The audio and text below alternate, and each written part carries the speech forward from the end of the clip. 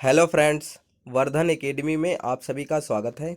दोस्तों, आज की इस वीडियो में हम लोग एनसीईआरटी क्लास सिक्स में तीसरे चैप्टर को डिस्कस करेंगे। ठीक है, एनसीईआरटी क्लास सिक्स में आज हम लोग तीसरे चैप्टर को डिस्कस करेंगे। अभी तक दो चैप्टर्स हम लोग डिस्कस कर चुके हैं और आज का जो चैप्टर है, इसका जो टाइटल है, ये है आरंभिक नगर। ये काफ़ी इंपॉर्टेंट है, प्रत्येक परीक्षा की दृष्टि से ये काफ़ी इंपॉर्टेंट चैप्टर है। इसको काफ़ी बहुत ही ध्यान से आज की वीडियो में हम लोग डिस्कस करेंगे। तो चलिए आज की वीडियो स्टार्ट करते हैं और देखते हैं इसमें प्रमुख बातें क्या क्या हैं। इसको थोड़ा सा जूम कर लेते हैं और यहाँ से स्टार्ट करते हैं हड़प्पा की कहानी से। अक्सर पुरानी इमारत अपनी कहानी बताती है। लगभग 150 साल पहले जब पंजाब में पहली बार रेलवे लाइनें बिछाई जा रही थी, तो इस काम में जुटे इंजीनियरों को अचानक हड़प्पा पुरास्थल मिला, जो आधुनिक पाकिस्तान में है। ठीक है, हड़प्पा पुरास्थल कहाँ है? आधुनिक पाकिस्तान में। उन्होंने सोचा कि यह एक ऐसा है जहाँ से अच्छी ईंटें मिलेंगी। यह सोचकर वे हड़प्पा के खंडहरों से हजारों ईंटें उखाड़ ले गए, जिससे उन्होंने रेलवे लाइनें बिछाईं। इससे कई इमारतें पूरी तरह नष्ट हो गईं। इसके बाद है, उसके बाद लगभग 80 साल पहले पुरातत्वविदों ने इस स्थल को ढूंढा और तब पता चला कि यह खंडहर उपमहाद्वीप के सबसे पुराने शहरों में से एक है। चूंकि इस नगर की खोज सबसे पहले हुई थी, इसलिए बाद में मिलने वाली इस तरह के सभी पुरास्थलों में से जो इमारतें और चीज़ें मिली, उन्हें हड़प्पा सभ्यता की इमारतें कहा गया।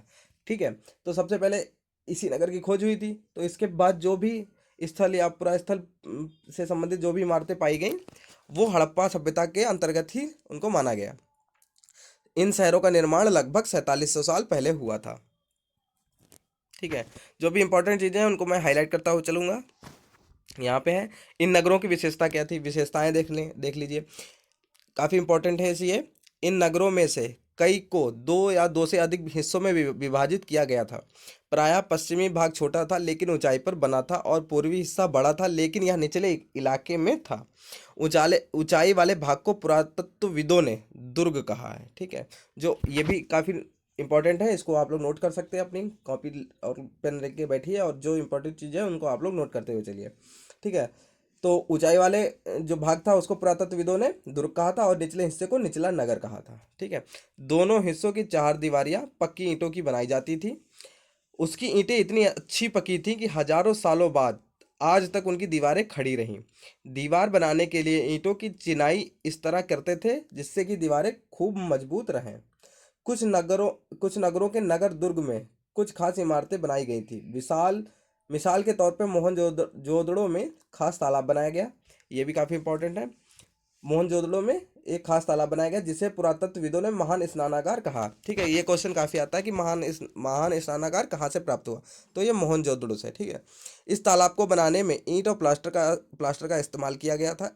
इसमें पानी का रिसाव रोकने के लिए प्लास्टर के ऊपर चारकोल की परत चढ़ाई गई थी। इस सरोवर में दो तरफ से उतरने के लिए सीढ़ियाँ भी थी। ये भी काफ़ी इंपॉर्टेंट है कि दोनों तरफ से सीढ़ियाँ भी थी, बनाई गई थी, और चारों ओर कमरे बनाए गए थे। इनमें भरने के लिए पानी कुएं से निकाला जाता था। उपयोग के बाद इसे खाली कर दिया जाता था। शायद यहाँ विशिष्ट नागरिक विशेष अवसरों पर स्नान किया करते थे। ठीक है, ये इंपॉर्टेंट चीज़ें हैं। इसके बाद है, कालीबंगा और लोथल जैसे अन्य नगरों में अग्निकुंड मिले। ये भी क्वेश्चन आता है कि अग्निकुंड कहाँ सबसे पहले मिले, तो कालीबंगा और लोथल, जहाँ संभवतः यज्ञ किए जाते होंगे। हड़प्पा, मोहनजोदड़ो और लोथल जैसे कुछ नगरों में बड़े बड़े भंडार गृह मिले। ठीक है, अब यहाँ पे देख लेते हैं, यहाँ पे कुछ दिया हुआ है। ये नगर आधुनिक पाकिस्तान प्रांत के पंजाब और सिंध प्रांत, ये देखिए, ये जो चित्र दिया गया है इनसे संबंधित है। ये ऊपर लिखा है, इसको पहले देख लेते हैं फिर इसके मानचित्र को देखते हैं। ये नगर आधुनिक पाकिस्तान के पंजाब और सिंध प्रांतों, भारत के गुजरात, राजस्थान, हरियाणा और पंजाब प्रांतों में मिले हैं। इन सभी स्थलों से पुरातत्वविदों को अनोखी वस्तुएं मिली हैं, जैसे मिट्टी के लाल बर्तन जिन पर काले रंग के चित्र बने थे, पत्थर के बांट, मोहरे, मनके, तांबे के उपकरण और पत्थर के लंबे ब्लेड आदि। ये देखिए, यहाँ पे नदियों के नाम दिए गए हैं, इनसे संबंधित जितनी भी नदियाँ हैं, झेलम, चेनाब, रावी, ठीक है।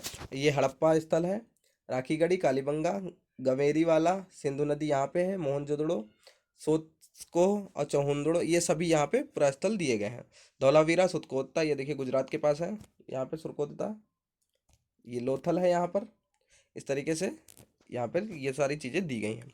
आगे देखते हैं, ये महान स्नानागार है। इसमें अभी देखिए, अभी यही सारी चीज़ें बताई गई थी कि ये महान स्नानागार है। ये कहाँ से मिला था? मोहनजोदड़ो से।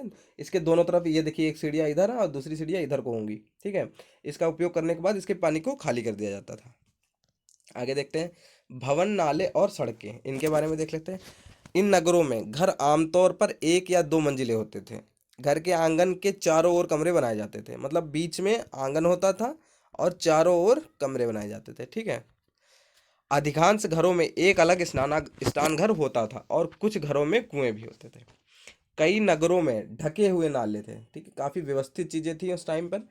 कई नगरों में ढके हुए नाले थे, इन्हें सावधानी से सीधी लाइन में बनाया जाता था। हर नाली में हल्की ढलान होती थी ताकि पानी आसानी से बह सके। अक्सर घरों की नालियों को सड़कों की नालियों से जोड़ दिया जाता था, जो बाद में बड़े नालों में मिल जाती थी। नालों के ढके होने के कारण इनमें जगह जगह पर मेन होल बनाए जाते थे, जिनके जरिए इनकी देखभाल और सफाई की जा सके। घर, नाले और सड़कों का निर्माण योजनाबद्ध तरीके से एक साथ किया जाता था, ठीक है। ये देखिए यहाँ पर ये फोटो दी गई है। हड़प्पा नगरों में ईंटों की चिनाई, ये ईंटों की चिनाई इस तरीके से की जाती थी। आगे देखते हैं नगरीय जीवन, इसमें देखते हैं हड़प्पा के नगरों में बड़ी हलचल रहा करती होगी। यहाँ पर ऐसे लोग रहते होंगे जो नगर की खास इमारत बनाने में की योजना में जुटे रहते थे। ये संभवतः यहाँ के शासक थे। यह भी संभव है कि ये शासक लोगों को भेजकर दूर दूर से धातु, बहुमूल्य पत्थर और अन्य उपयोगी चीजें मंगवाते थे। शायद शासक लोग खूबसूरत बनकों तथा सोने चांदी से बने आभूषण जैसी कीमती चीजों को अपने पास रखते होंगे। इन नगरों में लिपिक भी होते थे, जो मोहरों पर तो लिखते ही थे और शायद अन्य चीजों पर भी लिखते होंगे जो बच नहीं पाई। इसके अलावा नगरों में शिल्पकार स्त्री पुरुष भी रहते थे, जो अपने घरों या किसी उद्योग स्थल पर तरह तरह की चीजें बनाते होंगे। लोग लंबी यात्राएं भी करते थे और वहां से उपयोगी वस्तुएं लाते थे, और साथ ही लाते थे सुदूर देशों की किस्से कहानियां। मिट्टी से बने कई खिलौने भी मिले हैं जिनसे बच्चे खेलते होंगे। यहाँ पे देखिए सबसे ऊपर मोहन, यहाँ पे ये चित्र चित्र दिया गया, उससे संबंधित यहाँ पे लिखा है मोहनजोदड़ो की एक सड़क और उसमें बना नाला, ऊपर है एक कुआं, फिर है बाईं ओर नीचे हड़प्पा की एक मुहर है। यहाँ पे पहले ऊपर देख लेते हैं। ये देखिए सड़क के, ये नाला है, ये नाले दिए गए हैं, ये बनाए गए हैं उस पुराने समय के हिसाब से, और ये हड़प्पा कालीन कुआं है। फिर दिया गया इस बाईं ओर नीचे हड़प्पा की एक मोहर है, इस मोहर के ऊपर चिन्ह एक खास लिपि में है। ये देखिए यहाँ पे मोहर है, ठीक है। और इसके बाद उपमहाद्वीप में पाए गए लेखन का यह प्राचीनतम उदाहरण है। विद्वानों ने इसे पढ़ने की कोशिश की है, लेकिन अभी तक यह पता नहीं चल पाया। दाईं ओर पक्की मिट्टी के खिलौने, ये पक्की मिट्टी के खिलौने हैं, ये मुहर है। आगे देखते हैं नए शिल्प और नए नगर और नए शिल्प। आओ अब कुछ ऐसी चीज़ों के बारे में अध्ययन करें जो हड़प्पा के नगरों से प्राप्त हुई हैं। पुरातत्वविदों को जो चीज़ें वहाँ मिली हैं उनमें अधिकतर पत्थर, शंख, तांबे, कांसे, सोने और चांदी जैसी धातुओं से बनाई गई थी। तांबे और कांसे के से औजार, हथियार, गहने और बर्तन बनाए गए थे, ठीक है। तांबे और कांसे से औजार, हथियार, गहने और बर्तन बनाए जाते थे।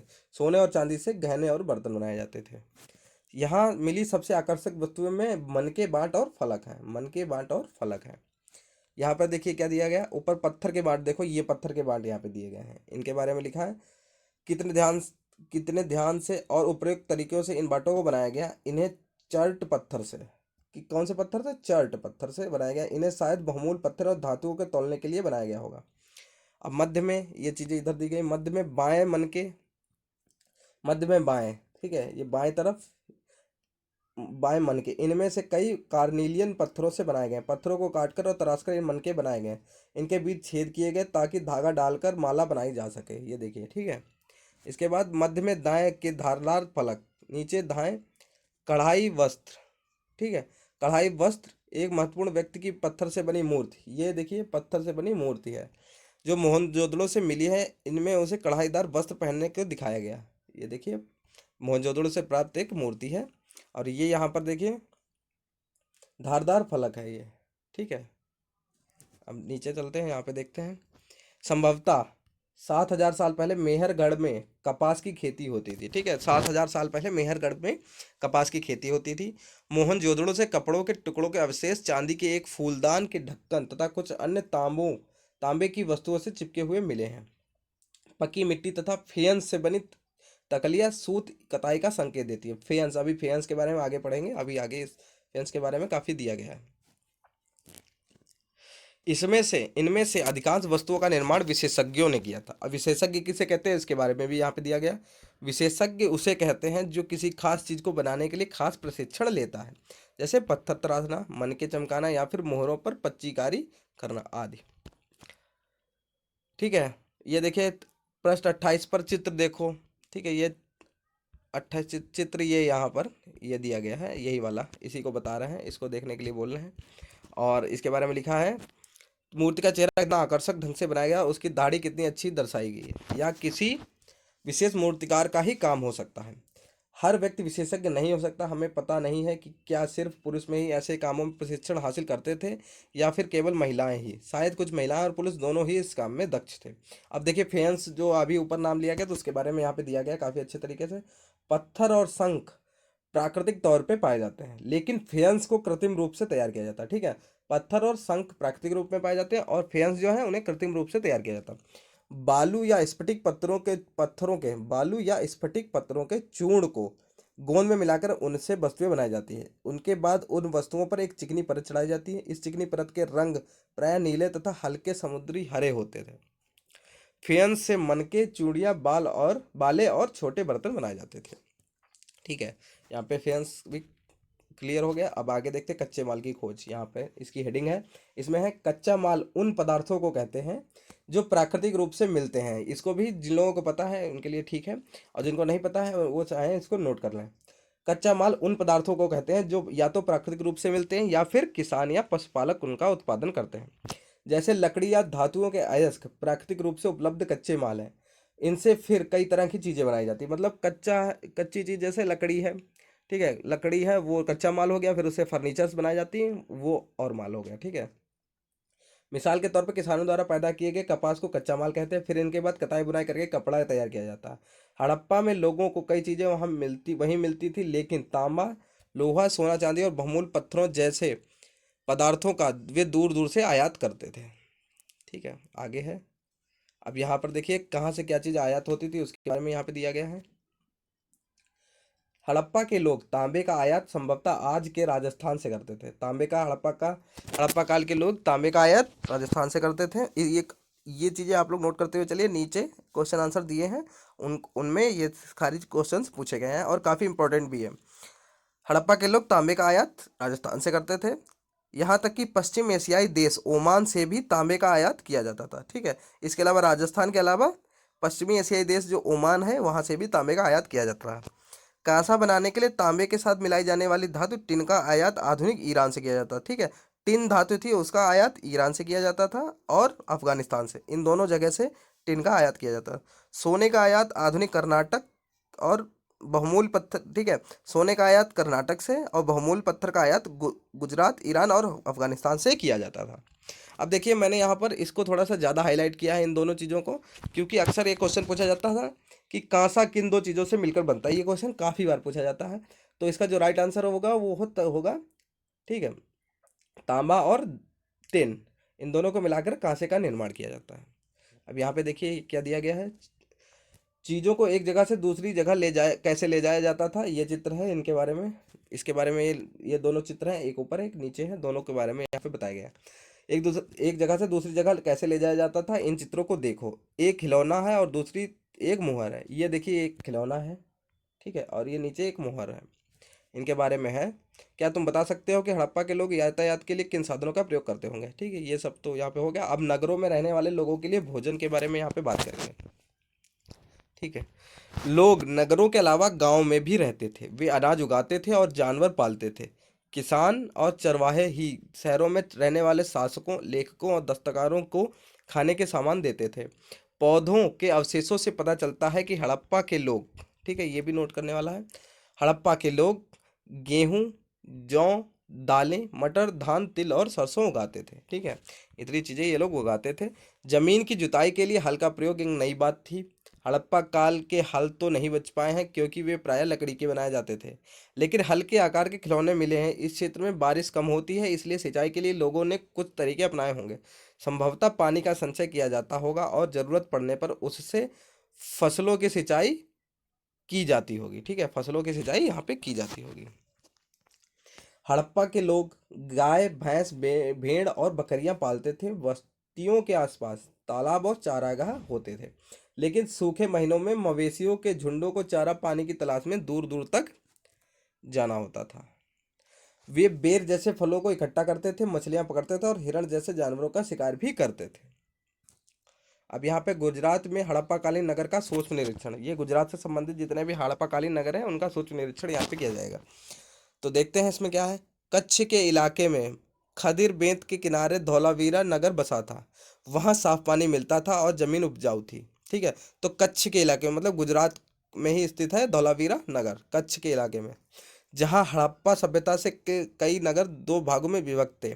ये जैसे धौलावीरा है, ये क्वेश्चंस काफ़ी पूछे यूपीपीसीएस और यूपीएससी, इन सभी परीक्षाओं में ये पूछे जाते हैं। यूपीएससी में जैसे सूची बना दी जाती है, एक तरफ पुराने प्राचीन नगरों के नाम और दूसरी तरफ उससे संबंधित वर्तमान जगह, इस तरीके से इसके क्वेश्चंस तैयार किए जाते हैं।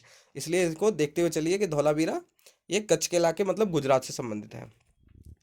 ठीक है, तो इनको यहाँ पर जहाँ हड़प्पा सभ्यता के कई नगर दो भागों में विभक्त थे, वहीं धौलावीरा नगर को तीन भागों में बांटा गया था। इसके हर हिस्से में चारों ओर पत्थर की ऊंची ऊंची दीवार बनाई गई। इसके अंदर जाने के लिए बड़े बड़े प्रवेश द्वार थे। इस नगर में एक खुला मैदान भी था जहाँ सार्वजनिक कार्यक्रम आयोजित किए जाते थे। यहाँ मिले कुछ अवशेषों में हड़प्पा लिपि के बड़े बड़े अक्षरों को पत्थरों में गुदा पाया गया। इन अभिलेखों को संभवतः लकड़ी में जड़ा गया था। यह एक अनोखा अवशेष है क्योंकि आमतौर पर हड़प्पा के लेख मुहर जैसी छोटी वस्तुओं पर पाए जाते हैं। अब देखिए यहाँ पे ये हो गया। ठीक है, धौलावीरा नगर हो गया। अभी नीचे आइए, यहाँ पे देखते हैं कि गुजरात की खंबात खाड़ी से मिलने वाली साबरमती नदी, ठीक है, जो साबरमती नदी है वो खंबात की खाड़ी से मिलती है। ये क्वेश्चन तो यहीं पे तैयार हो गया। फिर आगे है गुजरात की खंबात की खाड़ी में मिलने वाली साबरमती की एक उपनदी। ठीक है, साबरमती की एक उपनदी के किनारे बसा लोथल नगर, ये भी गुजरात के पास का ही इलाका है लोथल। ठीक है, ऐसे स्थानों पर बसा था जहाँ कीमती पत्थर जैसा कच्चा माल आसानी से मिल जाता था। यह पत्थरों, शंखों और धातुओं से बनाई गई चीज़ों का एक महत्वपूर्ण केंद्र था। इस नगर में एक भंडार गृह भी था। इस भंडार गृह से कई मुहरें और मुद्रांकन या मुहरबंदी मतलब कि गीली मिट्टी पर दबाने से बनी उनकी छाप मिले हैं। यहाँ पे लिखा है लोथल का बंदरगाह, ये देखिए नीचे इसके बारे में है। यह बड़ा तालाब लोथल का बंदरगाह रहा होगा जहाँ समुद्र के रास्ते आने वाली नावें रुकती थी। संभवतः यहाँ पर माल चढ़ाया उतारा जाता होगा। ये देखिए यहाँ पर इसके बारे में दिया गया है। अब चलिए आगे देखते हैं। यहाँ पर एक इमारत मिली है जहाँ संभवतः मनके बनाने का काम होता था। ठीक है, ये लोथल से संबंधित यहाँ पे बोल रहे हैं। ये देखिए हम लोगों ने अभी यहाँ पे पढ़ा था, उसी के बारे में नीचे यहाँ पे बोल रहे हैं। यहाँ पर एक इमारत मिली है संभवतः जहाँ मनके बनाने का काम होता था। पत्थर के टुकड़े, अधबने मनके बनाने वाले उपकरण और तैयार मनके भी यहाँ मिले हैं। अब ये देखिए मुहर के बारे में यहाँ बताया गया। मुहरबंदी, मुद्रांकन और मुद्रा मुहर, ये क्या है। ये देखिए एक यहाँ पे चित्र भी दिया गया है उससे संबंधित, इसको सही से देखते हैं। मुहरों का प्रयोग सामान से भरे उन डिब्बों या थैलों को चिन्हित करने के लिए किया जाता होगा जिसे एक जगह से दूसरी जगह भेजा जाता था। थैले को बंद करने के बाद उसके मुहाने पर गीली मिट्टी पोत कर मुहर लगाई जाती थी। मुहर की छाप को मुहरबंदी कहते हैं। ठीक है, मुहर की छाप को मुहरबंदी कहते हैं। अगर यह छाप टूटी हुई नहीं होती तो यह साबित हो जाता था कि ये सामान के साथ छेड़छाड़ नहीं हुई है। ठीक है, मुहर अगर टूटी नहीं थी तो पता चल जाता था कि सामान के साथ छेड़छाड़ नहीं की गई। ये आज भी होता है। सभ्यता के अंत का रहस्य। अब सभ्यता के अंत की बातें यहाँ पर आ गई हैं, इनको भी देख लेते हैं, थोड़ा सा जूम कर लेते हैं।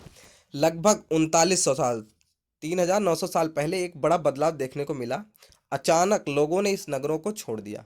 लेखन, मुहर और बाटों का प्रयोग बंद हो गया। दूर दूर से कच्चे माल का आयात काफ़ी कम हो गया। मोहनजोदड़ो में सड़कों पर कचरे के ढेर बनने लगे।